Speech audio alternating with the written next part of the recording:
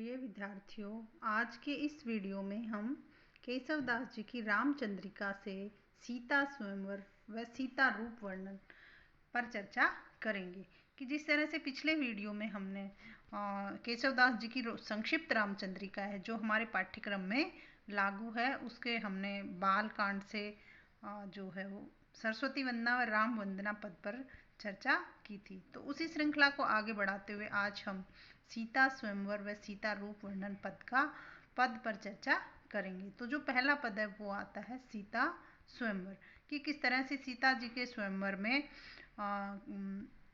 कौन कौन उपस्थित हुए और उन सब का सुंदर चित्रण इसमें केशवदास जी ने किया है।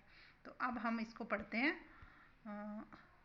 जो है सीता स्वयंवर। पावक पवन मणि पनंग पतंग पित्र जेते ज्योतिवंत जग ज्योतिषिन गाये हैं।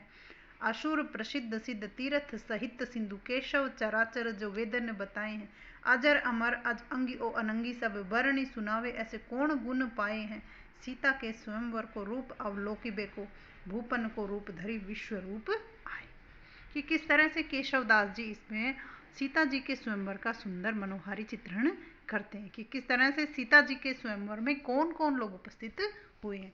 पावक यानी अग्नि, अग्निदेव, पवन, वायुदेव, मणिपनंग, मणिधारी, वासुकी नाग, पतंग, सूर्य, पितृ जो इस संसार के जो पूर्वज, संसार के लोगों के जो पूर्वज हैं, पितृ हैं, वो कि वायुदेव, अग्निदेव और मणिधारी वासुकी नाग, सूर्यदेव और इस संसार के लोगों के जो पूर्वज हैं, पितृदेव, वो सब सीता जी के स्वयंवर को देखने के लिए राजाओं का रूप धारण करके और स्वयंवर में उपस्थित हुए। जेते जितने भी ज्योतिवंत ज्योतिवान जग संसार में ज्योतिषी ज्योतिषियों के द्वारा गाए गए हैं, कि संसार में जितने भी जो प्रसिद्ध लोग हैं, ज्योतिवान लोग हैं और जो ज्योतिषियों के द्वारा बताए गए हैं, जैसे अग्निदेव, पवन देव, वासुकी नाग, सूर्य, पितृ, ये सभी राजाओं का रूप धारण करके और सीता जी के स्वयंवर में सम्मिलित हुए। इन्हीं के साथ साथ असुर प्रसिद्ध सिद्ध तीर्थ सहित सिंधु केशव चराचर जो वेदन बताए हैं। केशवदास जी कहते हैं कि वेदों में जो चर और अचर, सरजीव और जो निर्जीव बताए हैं, वो भी सीता जी के स्वयंवर में उपस्थित हुए। इन्हीं के साथ असुर, राक्षस, प्रसिद्ध सिद्ध और तीर्थ और सिंधु सागर, ये सब भी सीता जी के स्वयंवर में उपस्थित हुए। एक ऐसा स्वयंवर जिसमें चर और अचर, जड़ और चेतन दोनों ही सम्मिलित हुए। और किस रूप में सम्मिलित हुए? राजाओं का रूप धारण करके। अजर अमर अज अंगी ओ अनंगी सब, इस लाइन में अनुप्रास की बड़ी ही सुंदर छटा बन पड़ी है। अजर जो कभी बूढ़ा नहीं हो, अमर जो कभी मर ना सके, अज जिसका जन्म ही नहीं हुआ हो, और अंगी शरीर धारण करने, शरीरधारी, ओ अनंगी, और ओ का अर्थ है और अनंगी अशरीरी यानी भूत प्रेत सब, कि सीता जी के स्वयंवर में अजर अमर अज अंग शरीरधारी और भूत प्रेत सब राजाओं का रूप धारण करके सम्मिलित हुए। वर्णि सुनावे ऐसे कौन गुण पाए। वर्णि वर्णन, सुनाए सुनावे ऐसे कौन गुण पाए, कि सीता जी के स्वयंवर का वर्णन सुना सके ऐसे गुण किसने पाए। सीता जी के स्वयंवर का वर्णन करना जैसे असंभव सा है।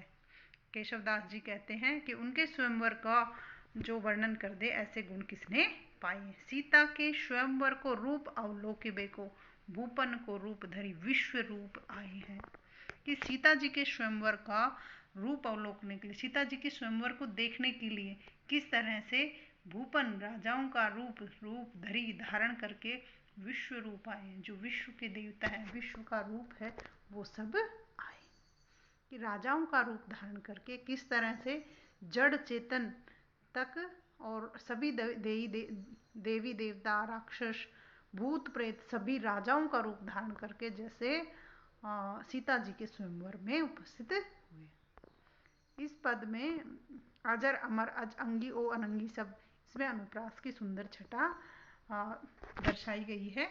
और इसी के साथ पावक पवन पतंग पितृ, इस पंक्ति में भी अनुप्रास की सुंदर छटा है। तो केशवदास जी ने इसमें सीता जी के स्वयंवर का बड़ा ही अनूठा और अनुपम चित्रण किया है। आगे का जो पद है उसमें है सीता जी का रूप वर्णन। इसमें हम सीता जी के रूप की चर्चा करेंगे कि किस तरह से सीता जी का जो रूप है वो दमयंती, इंदुमती और रति इन सब से सर्वश्रेष्ठ है, कि किस तरह से इन सब के रूप को भी सीता जी के रूप के सामने फीका बताया है। कि को है दमयंती इंदुमती रति राति दिन, होई ने छबीली छवि इन जो सिंगारिये, केशव लजात जल जात जात जात वेद ओप, जात रूप बापुरो विरूप सो निहारिये, मदन निरूपम निरूपन निरूप भयो, चंद बहुरूप अनुरूप के विचारिये, सीता जू के रूप पर देवता कुरूप को है, रूप ही के रूपक तो वारी वारी डारी। कि किस तरह से केशवदास जी कहते हैं कि को है, कौन है, दमयंती, इंदुमती, रति राति दिन, कि रति रात और दिन जिनको की सुंदरता का चित्रण करते हैं कवि लोग या सभी कोई, कि दमयंती, इंदुमती और रति बहुत सुंदर स्त्रियां हैं, लेकिन ये सीता जी के सामने कौन है, इनको सीता जी के सामने इनकी क्या बिसात है। होई ने छबीली छवि इन जो सिंगारिये, होई ने छबीली छवि इन जो सिंगारिये, कि इनकी जो छवि है, सुंदरता है, सीता जी की छवि इन जो सिंगारिये। केशवदास जी कह रहे हैं कि होई ने छबीली, इन जो उसकी सीता जी की जो छवि है, जो सुंदर छवि वाली छवि है, वो उनके सामने रति, इंदुमती और दमयंती की जो सुंदरता है वो कुछ भी नहीं है। केशव लजात जल जात जात वेदो, कि केशवदास जी कहते हैं कि लजात लजा जाते हैं, शर्मा जाते हैं, जलजात कमल, जात वेद अग्नि, ओप यानी चमक, कि जो सीता जी की जो सुंदरता है उसके सामने कमल और अग्नि और उनकी जो चमक है उसके सामने अग्निदेव भी शर्मा जाते हैं। जात रूप का अर्थ होता है सोना, बापुरो बेचारा,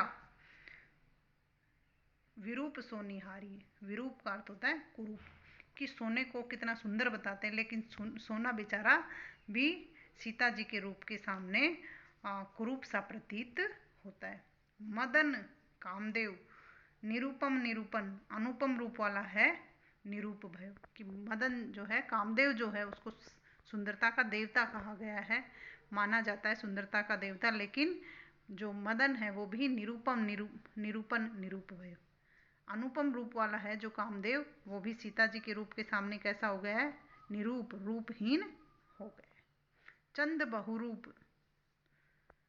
बहुरूप अनुरूप के विचारी, जो चंद्रमा है बहुरूप अनुरूप के विचारी, कि चंद्रमा जो है उसको सब सुंदर बताया जाता है, सर्वश्रेष्ठ बताया जाता है, लेकिन सीता जी के रूप के सामने जो चंद्रमा की 16 कलाएं हैं और सुंदरता का जो प्रतीक है चंद्रमा, वो भी अनुरूप के, वो भी जो है वो सीता जी की सुंदरता के सामने शर्मा जाते हैं, या सीता जी की सुंदरता के अनुरूप नहीं है। सीता जू के रूप पर देवता को रूप को, और सीता जी के रूप पर के सामने तो देवता भी कुरूप है, सारे जो देवता हैं वो भी कुरूप हो जाते हैं, वो भी सुंदर नहीं लगते हैं, वो भी रूपहीन हो जाते हैं। रूप ही के रूपक तो वारी वारी डारी, रूप ही के रूपक, कि रूप के जो जितने भी उपमान है, रूपक हैं, तो वारी वारी डारी, की जो रूप के जो रूपक हैं, उपमान हैं, उनको कितनों कोई वार वार के वारे जा सकते हैं, लेकिन सुंदर जो सीता जी की जो सुंदरता है वो अनुपम है, उसको उपमाएं नहीं दी जा सकती, या उनके रूप का जो है वो चित्रण नहीं किया जा सकता है, वो अनुपम है और विलक्षण सुंदरता है, जिसकी ना किसी से तुलना की जा सकती है और ना ही उनके रूप का वर्णन किया जा सकता है। उनका रूप जो है, सीता जी का रूप है, वो अलौकिक है। इस तरह से इस पद में केशवदास जी ने सीता जी के रूप का सुंदर चित्रण किया है। धन्यवाद।